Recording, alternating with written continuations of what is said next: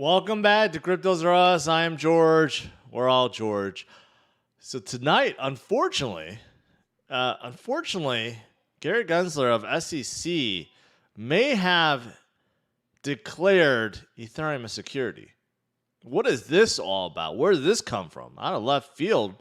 But let's talk about it. And also, let's talk about, of course, what's going on with Bitcoin and several big crypto updates from some of the companies that may not be doing so well right now. What's the latest with them? So let's get started. Smash the like, subscribe to the channel. Make sure you hit that notification bell to get notified of all my streams.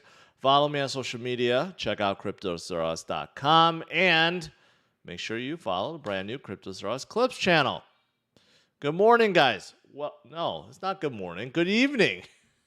Well, it could be morning for you. It depends on where you are. Good morning, good evening, wherever you may be. Welcome, welcome, welcome. All right, so Bitcoin is 20,600. It's about the same point as yesterday, although this morning was still a little bit higher, about 21,000. Looking at the U.S. markets, well, tomorrow, barely in the green right now, but today, it's slight red. Barely in the red, but it was slight red. More so on tech and NASDAQ. So we did feel a little bit of effects, but tomorrow could be green. But ultimately, I think this week will be kind of like, I don't know what to say. There's not going to be a lot of commotion until Thursday, because that's when we get core inflation numbers. I think Wall Street and most traders are waiting to see what happens on Thursday. Then we may get some volatile movement, right? But right now, a little bit in red, but could definitely turn into green tomorrow, and that's what we're seeing with Bitcoin right now. Surprising news. Somehow, Robinhood shot up today out of the blue, right? And because someone leaked a rumor that FTX may be trying to buy them. FTX recently been making headline news, obviously with their big loans to Voyager and BlockFi, and now they may be buying Robinhood. Well, that's not the case. Sam Bankman-Fried said, you know what? We're looking to explore business prospects and potential ways that we can partner, but not trying to buy them out, merger acquisition right now, right? But maybe he's just saying that. But this did come out, right? So what is going on is FTX trying to dominate the world right now. Quite possibly. And where is FTX getting all the money from? It seems like they're the only ones outside of Binance that seems to have endless money at this point, despite everyone else not doing so well during crypto winter, right? But Robinhood did jump up. Probably tomorrow it'll come down because Sam Bankman-Fried basically said he's not going to be purchasing it. So you can see after hours is already down 5%. So most likely it'll probably go down more and get rid of it. All right, so I want to start out with that. Now, the big news is the SEC and Gary Gensler. Okay, so Gary did an interview with none other than Jim Cramer, and I don't know how the conversation led to this, but basically, he was asked about crypto, okay, and basically, he said only Bitcoin is a commodity. All right. So to quote, some like Bitcoin, and that's the only one, Jim, I'm going to say, because I'm not going to talk about any one of these tokens. My predecessors and others have said they're a commodity, right? But he's alluding to that Bitcoin is the only one that is a commodity, that's not a security. He did not mention Ethereum. Right? And he said right here, and that's the only one. Right? So, is he about to declare Ethereum a security? And this may be the reason why SEC with the lawsuit against Ripple right now, which is why they really don't want to give evidence that they had before that made previous heads agree that Ethereum was a commodity and not a security, right? So that back then, SEC was led by Jay Clayton, and in 2018, the SEC declared Ether is not a security. It's a commodity. So up until this point, SEC has only declared 2 commodities, Bitcoin and Ethereum. And today, Gary just said, no, there's only one. And I don't care what my predecessor said, there's only one Bitcoin. So does that mean troubles are brewing for Ethereum?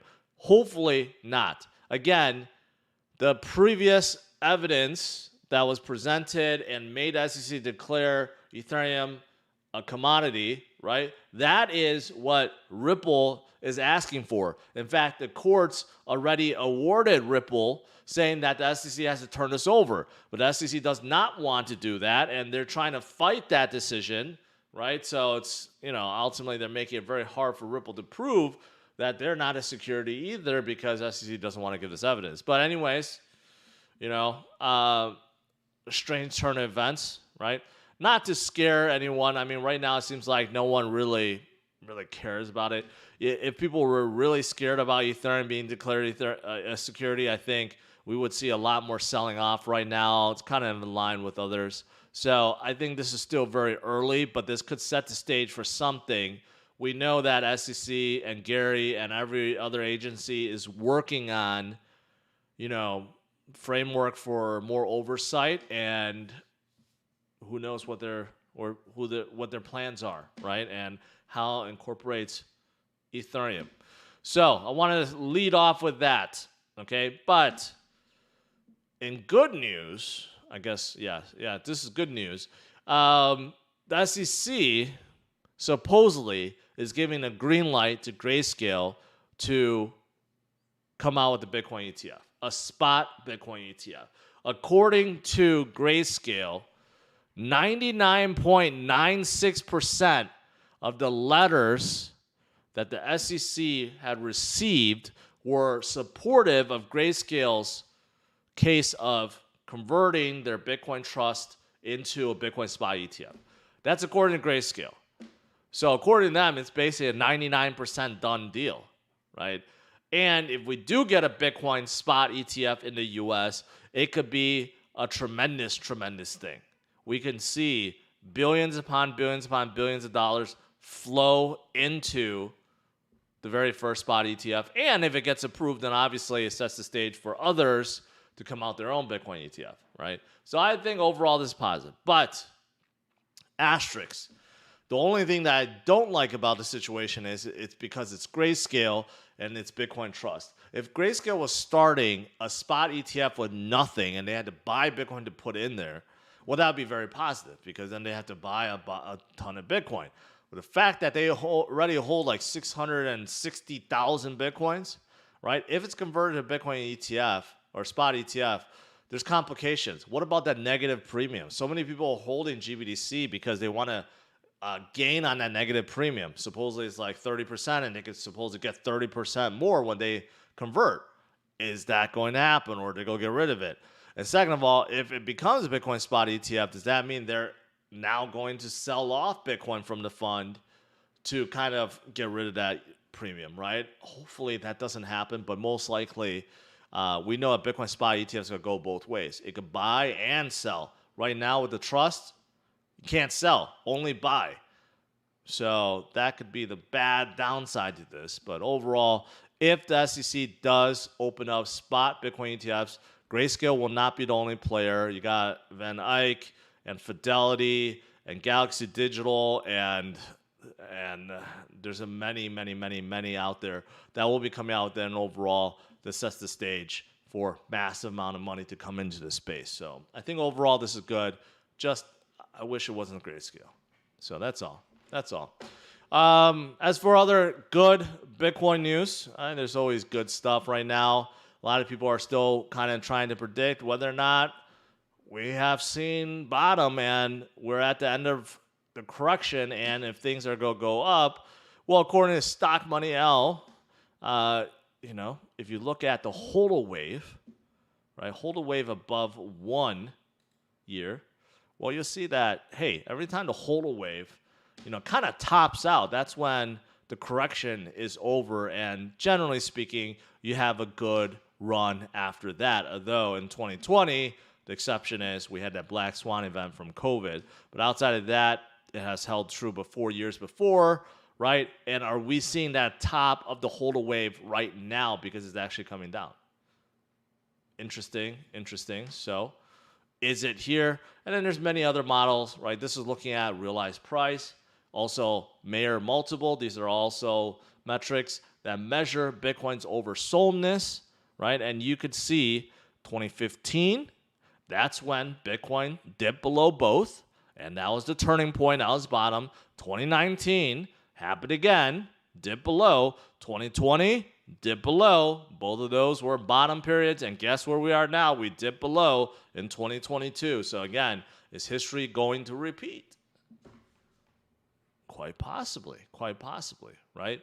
And plus, if you just look at the number of Bitcoins leaving exchanges, still at a high. In fact, the highest we have seen for a very, very long time. In fact, I take that back. Highest we have ever seen in Bitcoin's existence. That's how much Bitcoin is leaving exchanges right now. So definitely a lot of positive things going on. Besides the potential of a Bitcoin spot ETF that may be around the corner, right? We still have a lot of amazing things happening with Bitcoin in terms of the fundamentals and models that's showing that we are going to turn around, right? So these are all fantastic things. All right.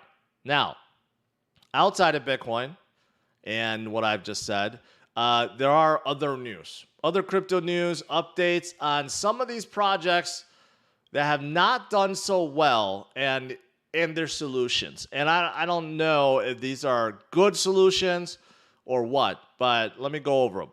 First of all, there is an exchange called COINFLEX that also stopped their withdrawals. Okay, basically, they lost $47 million. I forgot why, if it's due to 3 Arrows Capital or due to Luna, whatever it is, they lost $47 million and they can't pay out. So their genius plan is to come out with a token that will offer 20% yield. Okay, have we heard this before? And if they raise the $47 million through this new token, well then, ta-da, they'll allow their users to withdraw their funds because now they have the $47 million to pay out.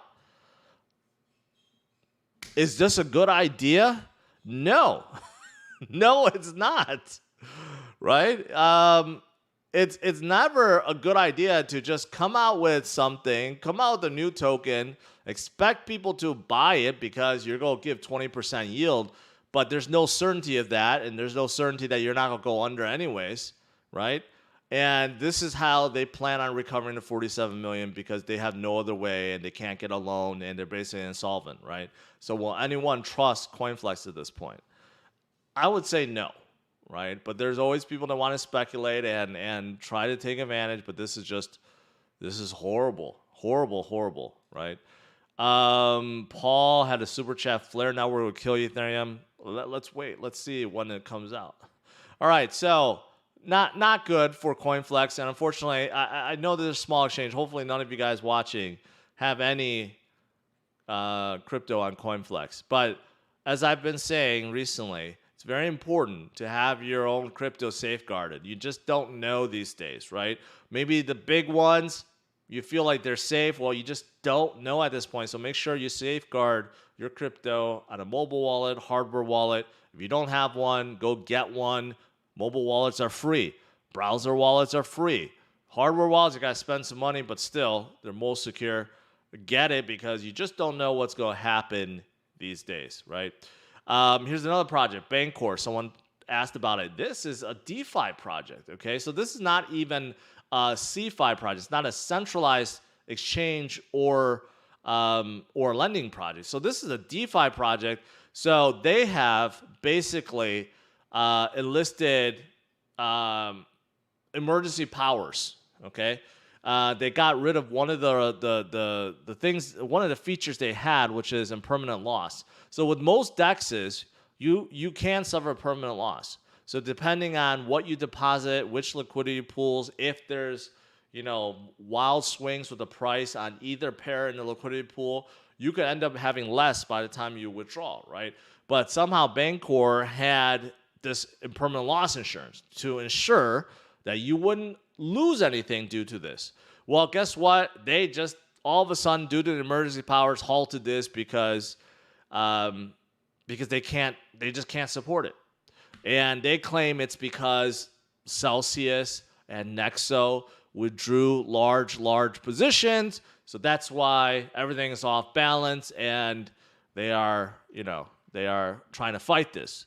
The thing is, people are wondering, well, if you're supposed to be a DeFi project, you're supposed to be decentralized, you have created this DAO with voting rights, how do you have emergency powers to do this? Shouldn't you allow people to vote on this, right? So now it's coming out whether or not Bancor is really decentralized or they were just pretending, right?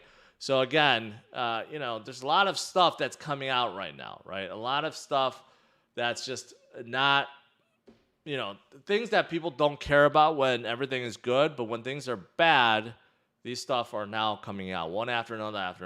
Okay, so there's that with Bancor. Now, as for, I saw this already. I covered that. Yeah, this is showing how much Celsius withdrew from Bancor recently because they actually had a lot. Now, the problem with Celsius is they seem to have how they earn all their yields is basically by participating in all these DeFi projects, right? Aave, now Bancor, and obviously others like what is it? I forgot the one other company, but yeah, they're just trying to take out whatever they can right now. And according to this person, they also took a permanent loss on 2,000 ETH. I don't know how much, but they just did it no matter what. But latest update on Celsius is that their lawyers, they have hired Citibank or Citigroup, and their lawyers are pushing for Chapter 11 bankruptcy. All right, so that's the latest. And if they do go bankrupt, where does the asset goes? Are they going to release anything to the people? Unknown at this point, because usually the creditors get the assets first, then the people do, right? And by that time, is there anything left to give? I don't know, right? So this is the latest that's going on.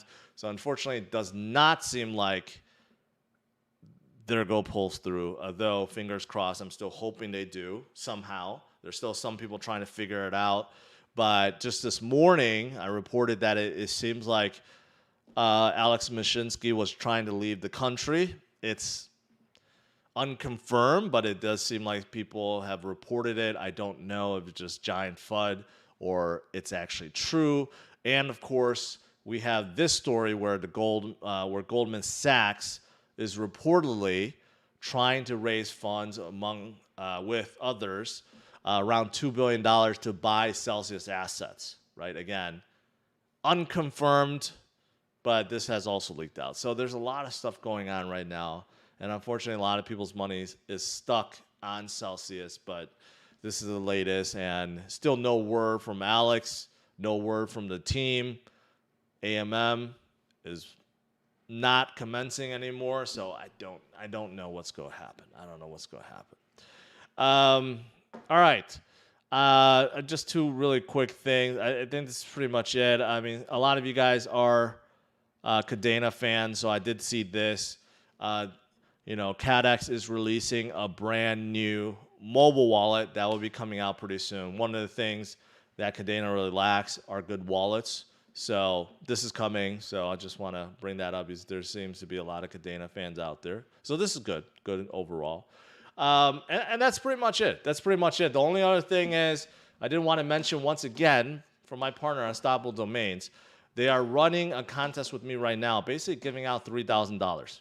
3 people will win $1,000. So I declared this on Friday, and they said, okay, let's renew it for one more day until tomorrow. So if you do hold a .blockchain, if you already hold a .blockchain domain, you get to participate absolutely free.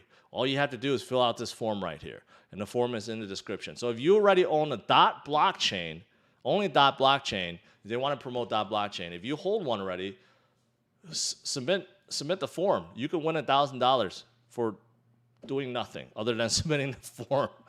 But for the rest of you guys, if you want to participate, you're thinking about buying a domain anyways, then this is the time to do it with the .blockchain domain and any domain, right? You get to run your website. You get to put your wallets in there, right? So it's easy to remember. And plus, it's supported basically in most major browsers and wallets out there. So Unstoppable Domains, participate if you want to win some money. They're giving it out. So the form is in the description below. All right. That is pretty much it. Now let's do some Q&A.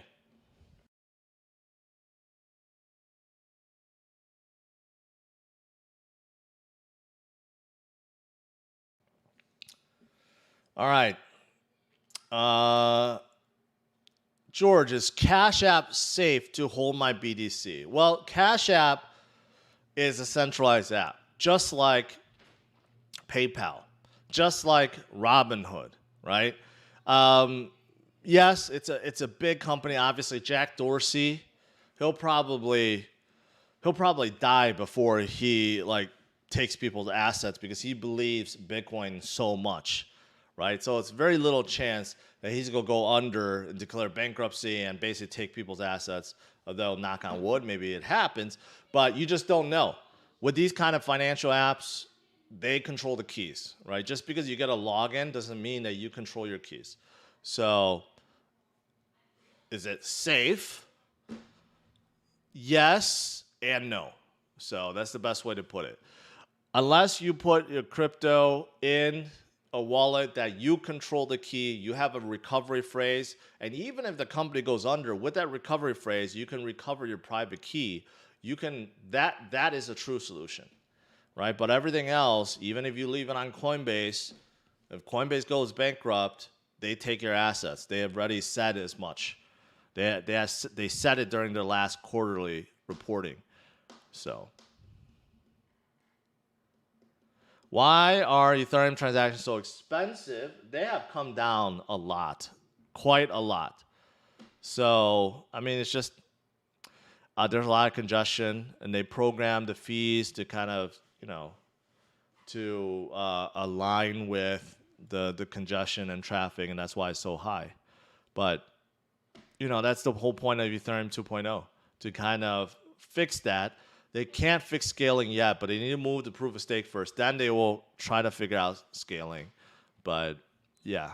But right now, this is nothing compared to where it was before. Transactions were, gas fees were sky high. Sky high. Longtime fan, Gus, can you apply the Howey test to Ethereum 2? Do you think it quacks like a duck? Personally, I feel like ETH is overvalued to BTC. It doesn't matter. Even if it applies to ETH 2.0 and it's a non-security, if ETH 1.0 is declared security, ETH 2.0 is going to be in trouble, right? So there's really no difference between ETH 1 and ETH 2. Other than it's a different consensus, but how did ETH 1 come to existence? Did they have a legal token sale or offering, a legal ICO, which makes them a security, right? So that is what Gary Gensler is looking at, and he is basically overriding what previous head of SEC and previous commissioners have said. So that doesn't mean that he's going to act upon it right away. It doesn't mean that he's actually going to do anything drastic. But the fact that he said there's only one that he recognized that's a commodity, that's saying a lot. Or that's not saying a lot, which means it's saying a lot, right? So we just don't know. We don't know at this point. This is something that Michael Saylor have said why he doesn't trust Ethereum or any of the altcoins, because he thinks regulators will come down hard on them, right? I thought Ethereum was safe because the SEC was already declared that Ethereum was a commodity, but that may not be the case anymore. I'm not using any free web wallet for crypto. I mean, there's Trust Wallet. It's one of the most trustworthy mobile wallets out there. It's free.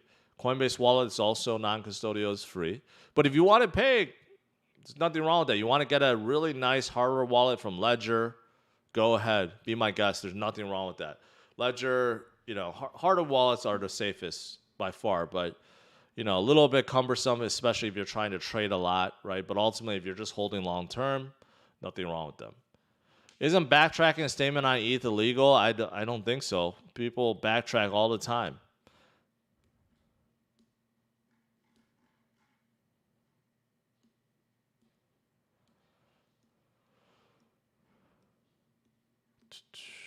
Random. How much money do I have in Celsius? 0. Luckily, like a week before they stopped withdrawals, I took my money out because I covered a story.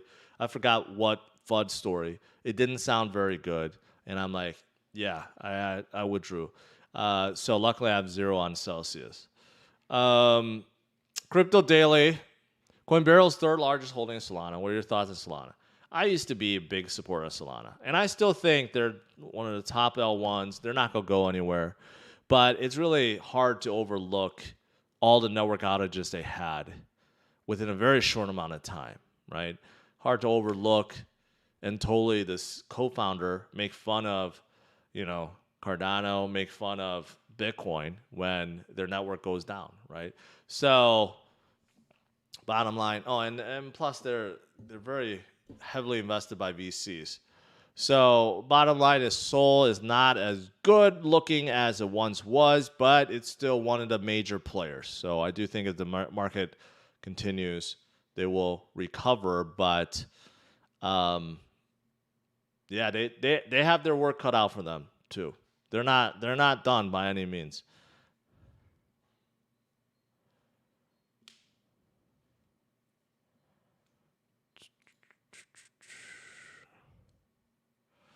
Polkadot or Cosmos? I like Cosmos more, but Polkadot is stronger. Cosmos lost a lot of momentum when Terra went under because Terra was within the Cosmos ecosystem. So I think that pulled them down a little bit more. But overall, I think Cosmos is great. But, Polkadot also is great because now they have side chains too. So, I mean, they're both good L1s.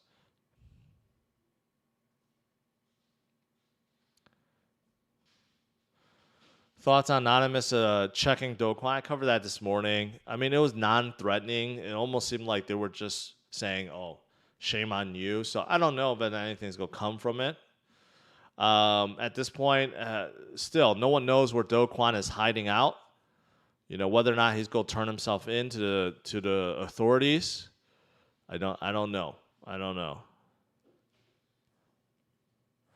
Why are there so many ETH haters, and why do they want ETH to fail? Honestly, it's because these guys want their bags to succeed, and they think the only way that can happen is if ETH fails. So, unfortunately, I think that's the case.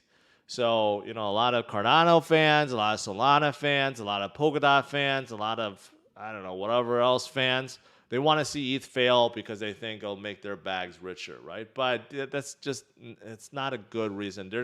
There could be more than one successful chain, right? So I think there's going to be many, many out there. Just like tech companies, there's many out there. There's competition, and that's the best way to think about it. And honestly, that's the best way for the entire industry to move forward and survive is really to help each other, embrace each other, collaborate with each other, and grow while the whole ecosystem is still young. Tezos is one of them. Tezos, they had a ton. They still do. They have a ton of NFTs. I remember they had a relationship with like McLaren and several other projects for NFTs. They're still early in other things like DeFi and bridging and stuff like that. So I didn't like them early on because they're very similar to EOS but they fixed them. It seems like they have moved past that.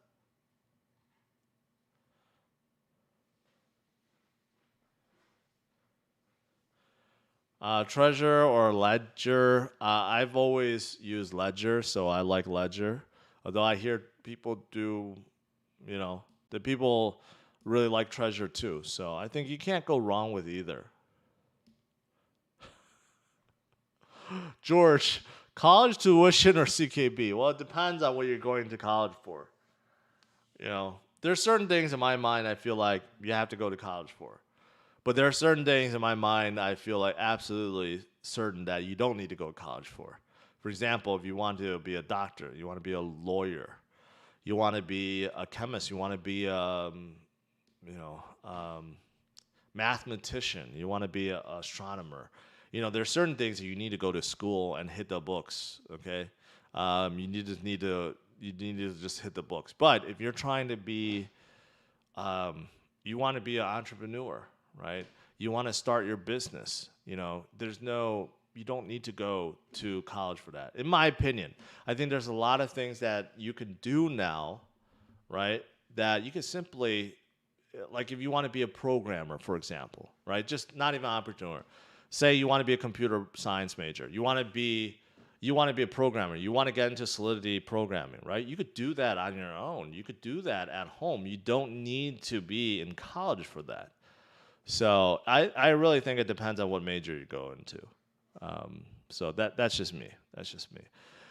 Is Coinbase safer than KuCoin? I would say so. I think Coinbase is much bigger. So yes, I think so.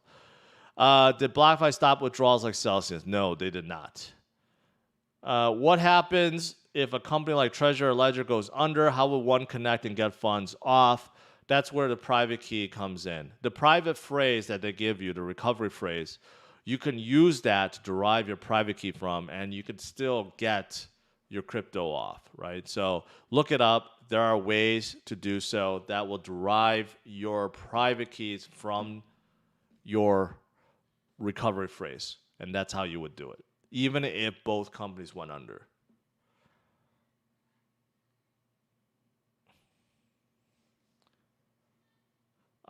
Mike says, Ledger S Plus is my only wallet, but the interface is terrible.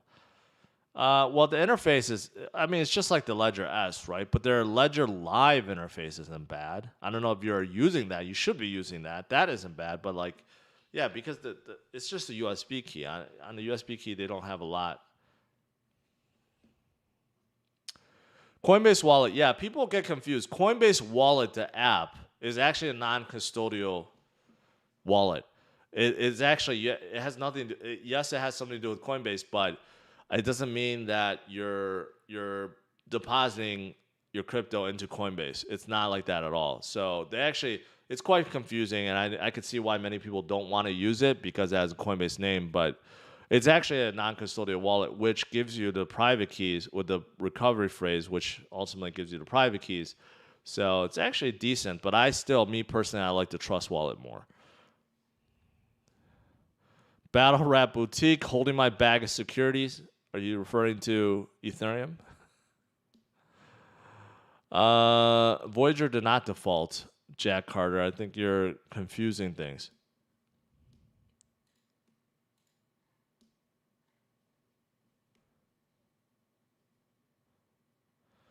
Coinbase charges way too much fees. Yeah, and that's a problem, especially since now Binance has opened up zero fee Bitcoin trading. That puts a lot of pressure on Coinbase. So, yeah. All right, guys. I got a bachelor's of arts. Now I'm jobless. I don't even understand, not to criticize people that go into arts or music or filmmaking or, cooking. I don't know what other majors. There are some majors that I just don't see how you make a lot of money from, I guess, right? It's very enjoyable if it brings passion and brings out the passion and love in you because you love doing it, then sure. But in terms of finding a job and actually making a career and making a lot of money from it, very, very, very, very hard in a lot of fields. Yeah. All right. That is it. Overall, you know what? This is not good news from SEC. They didn't officially declare it, but what they didn't say was basically Ethereum is a commodity. So are they really saying Ethereum is a security, right? That is what it seems like right now. So let's see what happens. This could be, somewhat related to the Ripple lawsuit. Hopefully, Hopefully nothing big come from this. Right now, it's just a wait and see moment.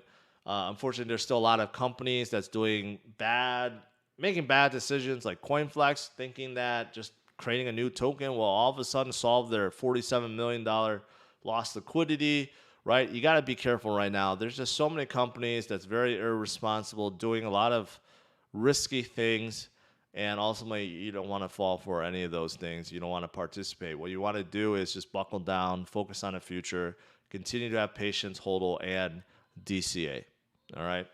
All right, guys. Smash the like, subscribe to the channel. I will see you guys tomorrow, 8:15 a.m. Central Standard Time. All right. See you guys tomorrow. Take care. Bye-bye.